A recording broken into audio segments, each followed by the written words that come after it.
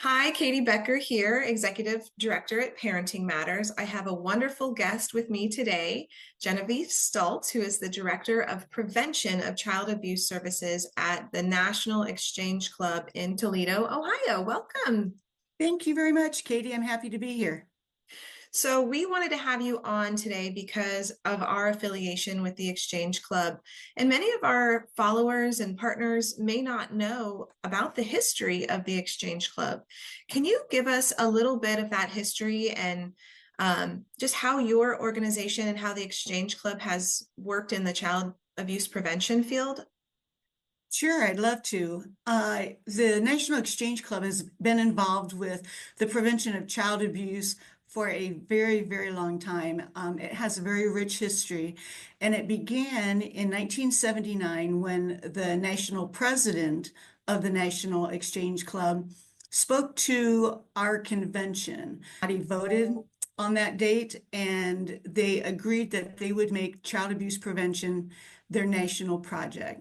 And today we have 66 exchange centers and exchange parent aid programs across 25 states in the United States. That's fantastic and phenomenal to have such an incredible impact in our communities, both across our country and locally. So, because April is Child Abuse Prevention Awareness Month, we are trying to bring attention to this vital issue. Can you share how can communities sustain this awareness and action beyond just 1 month out of the year? One of the first things that comes to my mind is just to try to find organizations that they can volunteer with. Mhm. They could volunteer with your organization, with Parenting Matters.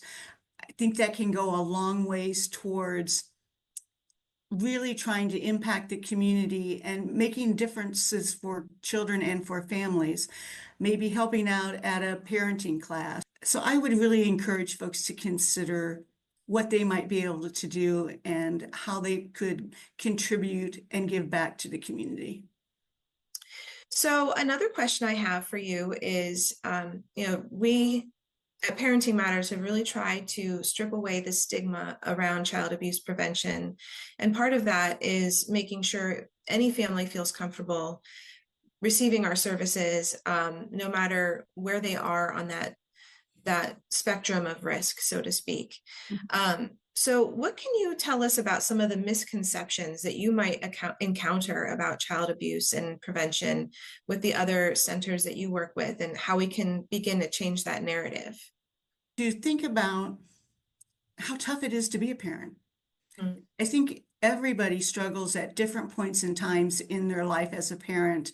When you first come home, I ask folks to remember how scary it was to come home with your baby from the hospital for the first day or two. Then I think about other times during a child's life when the 4-year-old is throwing a tantrum in the grocery store, or when you're with your 14-year-old and they're throwing a tantrum in the grocery store. Infants cry. I mean, babies just cry, and sometimes they cry a lot. But having someone there to offer some different ways to possibly deal with that, I think can go a long ways. And then in addition to that, just having someone there provides that support so parents don't feel like they're in it all by themselves. I wholeheartedly agree. And as we wrap up our call today, can you share with us a few things that might be exciting on the horizon for the National Exchange Club?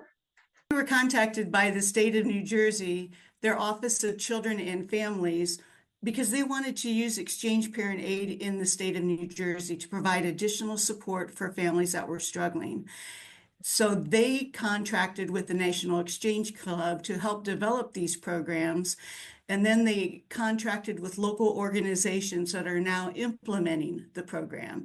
And I think that can set a very good example for us on things we might be able to do in other states and to really show and demonstrate how successful this program can be.